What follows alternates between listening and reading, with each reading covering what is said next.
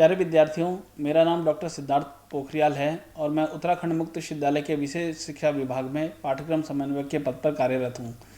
आज हम लोग बौद्धिक अक्षमता के बारे में पढ़ेंगे। समय समय पर बौद्धिक अक्षमता को कई बार अलग अलग नामों से पुकारा गया है, जैसे मानसिक मंदन या मानसिक मंदता।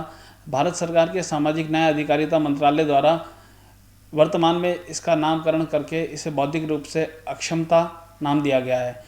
जीवन में शिक्षा बहुत ज़रूरी है। इसे सीखने, प्रगति और विकास के लिए ज्ञान के उपयोग के कौशल की प्राप्ति के रूप में परिकल्पित किया जा सकता है। सामान्य तौर पर यह व्यक्ति को समाज और राष्ट्र के विकास की मुख्य धारा में से जोड़ता है, लेकिन हमारे मानव समाज में कुछ लोग ऐसे हैं जो कुछ कठिनाइयों के कारण प्रगति के लिए ऐसी सामान्य शिक्षा तक नहीं पहुंच पाते हैं। संवेदी, संवाद, संज्ञानात्मक और कामकाज के भौतिक क्षेत्रों से संबंधित विशेष प्रतिभाएं सुगम्य पहुंच के शामिल रहती हैं। इसमें ऐसे लोगों को जीवित रहने और जीवन की मुख्य धारा में उनके योगदान के लिए विशेष देखभाल और प्रशिक्षण की आवश्यकता होती है। ऐसे लोगों की शिक्षा को विशेष शिक्षा कहा जाता है। एक परिभाषा के रूप में ये कहा जा सकता है कि विशेष शिक्षा का क्षेत्र उन लोगों का अध्ययन करता है जो अति सामान्य लोगों से अलग हैं। वास्तव में विकास धीमी वृद्धि का पौधा है। इसी तरह विशेष शिक्षा के पौधे को लोगों के हितों, दृष्टिकोण और व्यवहार में एक लंबे क्रमिक परिवर्तन के बाद से पोषण किया गया है, जिसने विभिन्न विकलांग लोगों के शिक्षा की आवश्यकताओं सुलभ और लाभप्रद बना दिया है। शुरुआत में विकलांगों को अभिभावक वृत्ति द्वारा संरक्षित किया गया था और विकलांगता से निपटने में भी सक्षम बनाया गया था। ये सभी अनौपचारिक शिक्षा और अवैज्ञानिक तरीकों के माध्यम से थे जो वे जानते थे। हालांकि बाहरी कठिनाई या साधन की कमी के मामले में माता पिता की आत्म सुरक्षा की प्रवृत्ति द्वारा संरक्षित किया गया था और विकलांगता से निपटने में भी सक्षम बनाया गया था। ये सभी अनौपचारिक शिक्षा और अवैज्ञानिक तरीकों के माध्यम से थे जो वे जानते थे। हालांकि बाहरी कठिनाई या साधन की कमी के मामले में माता पिता की आत्म सुरक्षा की प्रवृत्ति ने विकलांगों को छोड़ दिया। केवल वही बच गए हैं जो अपने वातावरण में अप्रत्याशित परिवर्तन का विरोध करने से सक्षम थे। हम इस अवधि को शायद डार्विनवाद के रूप में जान सकते हैं, जैसे कि डार्विनवाद के अंतर्गत योग्यतम की उत्तरजीविता के उपखंड के बारे में कहा जाता है। पाश्चात्य ऐतिहासिक परिप्रेक्ष्य के बारे में अगर चर्चा करें तो विकलांगता का पुराना इतिहास अस्पष्ट है। सामाजिक जागरूकता न होने की वजह से इतिहासकारों ने विकलांगता यानी अक्षमता के इतिहास को तरजीह नहीं दी है। तत्कालीन साहित्य का अध्ययन करने पर हमें विकलांगताग्रस्त व्यक्तियों के जीवन की थोड़ी जानकारी अवश्य मिलती है। प्राचीन ग्रीस में राज्य परिषद के अधिकारी नवजात शिशुओं की जांच करते थे और यदि वे दोषपूर्ण पाए जाते तो उन्हें समाप्त कर दिया जाता था। अक्षमताग्रस्त शिशुओं के संदर्भ में शिशु हत्या प्रचलित थी। दूसरी शताब्दी में रोम साम्राज्य में मनोरंजन के उद्देश्य से अक्षमताग्रस्त बालकों एवं व्यक्तियों को बेचे जाने का प्रमाण मिलते हैं। 5वीं से 15 शताब्दी के मध्य शिशु हत्या और विक्रय में थोड़ी कमी आई और अक्षमता युक्त व्यक्तियों या बालकों के साथ मानवीय व्यवहार का आरंभ हुआ। 12वीं शताब्दी में इंग्लैंड के राजा हेनरी द्वितीय ने कानून बनाकर मानसिक मंदता युक्त व्यक्तियों के साथ अमानवीय व्यवहारों पर रोक लगाने की कोशिश की। 1690 में जॉन लॉक ने सर्वप्रथम मानसिक मंदता को मानसिक रोग से अलग बताया।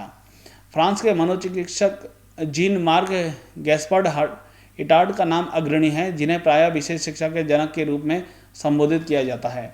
इटार्ड के शिष्य सैंगविन ने मानसिक मंदता, बौद्धिक अक्षमता युक्त बालकों को शिक्षा के प्रति स्वयं को समर्पित किया और विशेष शिक्षा की जड़ों को मजबूत बनाने में अपना योगदान दिया। सैंगविन द्वारा विकसित सैंगविन फॉर्म बोर्ड SFB आज भी छोटे बच्चों की बौद्धिक अक्षमता के आकलन में प्रयुक्त किया जाता है। 19वीं सदी का प्रारंभिक भाग मानसिक मंदता के क्षेत्र में काफ़ी महत्वपूर्ण है। सन 1905 में विश्व का पहला बौद्धिक परीक्षण बीने एवं साइमन ने विकसित करके मानसिक मंदता की पहचान में क्रांति की शुरुआत की। सन 1975 में विकलांग व्यक्तियों के वैश्विक अधिकारों की घोषणा की गई और अमेरिका में सभी विकलांग बालकों के लिए शिक्षा education for all handicapped children act 1975 पारित किया गया और तदनुसार सामान्य विद्यालयों के दरवाजे विकलांग बालकों के लिए भी खोल दिए गए। अब अगर भारतीय ऐतिहासिक परिप्रेक्ष्य में इसकी बात करें तो बौद्धिक अक्षमता यानी मानसिक मंदता का भारतीय इतिहास उतना ही पुराना है जितनी मानव सभ्यता। भारतीय धार्मिक ग्रंथों में विकलांगता के साक्ष्य उपलब्ध हैं। लगभग 5000 ईसा पूर्व रामायण काल में रानी कैकेयी की दासी मंथरा मानसिक मंदता की उदाहरण है, जो अपनी अल्प बौद्धिक क्षमता के कारण इधर उधर की बातों से जल्द प्रभावित हो जाती थी। रामायण काल के बाद महाभारत काल में भी मानसिक मंदता या विकलांगता का विवरण उपलब्ध है। महाभारत कालीन युग में कृष्ण की दासी कुब्जा और विद्वान अष्टावक्र दोनों ही अस्थि विकलांगता के उदाहरण माने जा सकते हैं। 4वीं शताब्दी ईसा पूर्व महान भारतीय अर्थशास्त्री चाणक्य ने अक्षमताग्रस्त व्यक्तियों के लिए अपमानजनक शब्दों के प्रयोग पर प्रतिबंध लगा दिया था और इसके लिए सजा का प्रावधान भी किया था। लगभग 1ली शताब्दी ईसा पूर्व भारतीय राजा अमर शक्ति के तीनों बच्चे वासु शक्ति, उग्र शक्ति और अनेक शक्ति मानसिक मंदता यानी बौद्धिक अक्षमता युक्त माने जा सकते हैं, जो सामान्य शिक्षण विधियों से सीख नहीं पाए। फलतः राजा के जो दरबारी रहे पंडित विष्णु शर्मा, उन्हें राजनीति का ज्ञान कराने के लिए पंचतंत्र की रचना की, जो विश्व की प्रथम शिक्षा की किताब मानी जाती है और जिसे मानसिक मंदता के क्षेत्र में सबसे प्रथम किताब का दर्जा प्राप्त है। विकलांगता से संबंध पहला भारतीय कानून इंडियन लुनासी एक्ट 1912 में पारित किया गया और अक्षमताग्रस्त व्यक्तियों के लिए पहला कानून अस्तित्व में आया। इंडियन लुनासी एक्ट 1912 ने मानसिक दिव्यांगता और मनोरोगों को समान मानते हुए उनके लिए समान मानक एवं समान मानदंड तय किए। इसके बाद समय समय पर अनेकों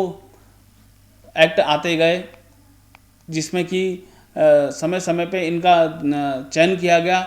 एक लंबे अंतराल के बाद मानसिक स्वास्थ्य कानून 1987 मेंटल हेल्थ एक्ट 1987 आया, जिसमें मानसिक रोग और मानसिक मंदता को अलग तो मान लिया गया, परंतु मानसिक मंदता या बौद्धिक अक्षमता के लिए कोई प्रावधान नहीं दिया गया। इससे पूर्व कोठारी आयोग की अनुशंसा पर 1974 में समेकित शिक्षा कार्यक्रम integrated education for disabled children IEDC प्रारंभ हो चुका था। 1984 में राष्ट्रीय मानसिक विकलांग संस्थान national institute for mentally handicapped की स्थापना सिकंदराबाद में की जा चुकी थी और इसके तुरंत बाद ही सन 1986 में नई शिक्षा नीति, भारतीय पुनर्वास कानून 1992, विकलांगजन समान अवसरपूर्ण भागीदारी और अधिकारों की रक्षा से संबंधित कानून 1995, राष्ट्रीय न्याय अधिनियम 1999, शिक्षा का अधिकार आरटीई एक्ट 2009 कानून आदि बनाए गए और अक्षमता युक्त बालकों की शिक्षा पर ध्यान दिया जाने लगा। वर्तमान में नई शिक्षा नीति वर्ष 2020 में भी इस बात को ध्यान में रखते हुए दिव्यांग बच्चों के लिए विशेष विद्यालयों और सामान्य विद्यालयों में प्रवेश की प्रक्रिया सुनिश्चित करने के साथ ही सुगम्य भारत अभियान के अंतर्गत उनके लिए आने जाने से संबंधित रैंप, विशेष आवश्यकता वाले बच्चों के लिए शौचालय और उनके लिए लाइब्रेरी इत्यादियों के निर्माण पर जोर दिया गया। अब अगर हम कुछ परिभाषाओं की बात करें तो विशेष शिक्षा शास्त्र की एक ऐसी शाखा है जिसके अंतर्गत उन बच्चों को शिक्षा दी जाती है जो सामान्य बच्चों से शारीरिक, मानसिक और सामाजिक क्षेत्रों में कुछ अलग होते हैं। इन बच्चों की शैक्षिक आवश्यकताएं भी सामान्य बच्चों से कुछ विशिष्ट होती हैं। यही कारण है कि इनको विशिष्ट आवश्यकता वाले बालक, चिल्ड्रन विद स्पेशल नीड्स भी कहा जाता है। ये बच्चे अपनी सहायता स्वयं नहीं कर पाते, अतः इनकी सहायता के लिए तथा इनको सक्षम बनाने के लिए विद्यालय, परिवार, समाज और परिवार में समायोजन के लिए विशेष प्रकार की शिक्षा दी जाती है, जिससे वे अपनी दैनिक आवश्यकताओं की पूर्ति करने में स्वयं समर्थ हो सकें। इनकी सारी समस्याओं का समाधान हो जाता है। कुछ शिक्षा शास्त्रियों द्वारा विशिष्ट शिक्षा की परिभाषा दी गई है, जैसे किर्क के अनुसार 1962 में जो उन्होंने परिभाषा दी, विशिष्ट शिक्षा शब्द शिक्षा के उन पहलुओं को इंगित करता है जिसे विकलांग एवं प्रतिभाशाली बच्चों के लिए किया जाता है, लेकिन औसत बालकों के मामले में प्रयुक्त नहीं होता है। ऐसे ही हल्हान और कॉफमैन के अनुसार विशेष शिक्षा का अर्थ विशेष रूप से तैयार किए गए साधनों के द्वारा विशिष्ट बच्चों को प्रशिक्षण देना है। इसके लिए विशिष्ट साधन, अध्यापन तकनीक, उपकरण तथा अन्य सुविधाओं की आवश्यकता होती है। ल्यूकेसन ने एक परिभाषा दी थी जिसमें उन्होंने कहा था कि मानसिक मंदता का अर्थ व्यक्ति की वर्तमान क्रियाशीलता में महत्वपूर्ण कमी से है, जिसमें महत्वपूर्ण रूप से कम अधो औसत बौद्धिक क्रियाशीलता के साथ निम्नलिखित क्षेत्रों में से 2 या 2 से अधिक क्षेत्रों में संबद्ध कमी पाई जाती है। ये हैं स्व सहायता, दैनिक कार्य, सामाजिक कौशल, सामुदायिक कौशल, स्वनिर्देश, स्वास्थ्य एवं सुरक्षा, कार्यात्मक शिक्षा और मनोसंग्रामकता और अन्य कार्य। तो ये जो ल्यूकेसन ने परिभाषा दी थी, उसने कहा था कि ये जो क्रियाशीलता है, इनमें से यदि कोई क्रियाशीलता बच्चों में कमी पाई जाती है तो वह बौद्धिक रूप से अक्षम माना जाता है। American association of mental retardation ने 2002 में एक परिभाषा दी। इनके अनुसार मानसिक मंदता एक अक्षमता है जिसमें व्यक्ति की बौद्धिक अक्षमता और अनुकूलनीय व्यवहार में महत्वपूर्ण कमी पाई जाती है और यह कमी उसके सांकल्पनिक, सामाजिक और प्रौद्योगिकी कौशलों में परिलक्षित होती है। इस अक्षमता का आरंभ 18 वर्ष से पूर्व हो जाता है। American association of intellectual and developmental disability ने 2012 में ही एक परिभाषा दी। बौद्धिक अक्षमता एक अक्षमता है जिसमें व्यक्ति की बौद्धिक क्षमता और अनुकूलनीय व्यवहार में महत्वपूर्ण कमी पाई जाती है। ये कमी उसके सांकलनिक, सामाजिक और प्रायोगिक कौशलों में परिलक्षित होती है। इस अक्षमता का लाभ 18 वर्ष से पूर्व होता है। समय समय पर इन परिभाषाओं के अतिरिक्त वैज्ञानिकों ने और मनोचिकित्सकों ने, मनोवैज्ञानिकों ने, विशेष शिक्षकों ने इनके प्रकारों पे भी अपनी बात रखी है। इसके मुख्यतः 4 प्रकार बताए हैं। ये 4 प्रकार माइल्ड, मॉडरेट, सीवियर, प्रोफाउंड नाम से जाने जाते हैं, जिन्हें उनकी बुद्धि लब्धि के आधार पर वर्गीकृत किया गया है। अगले वीडियो लेक्चर में हम लोग इस पर चर्चा करेंगे। बहुत बहुत धन्यवाद।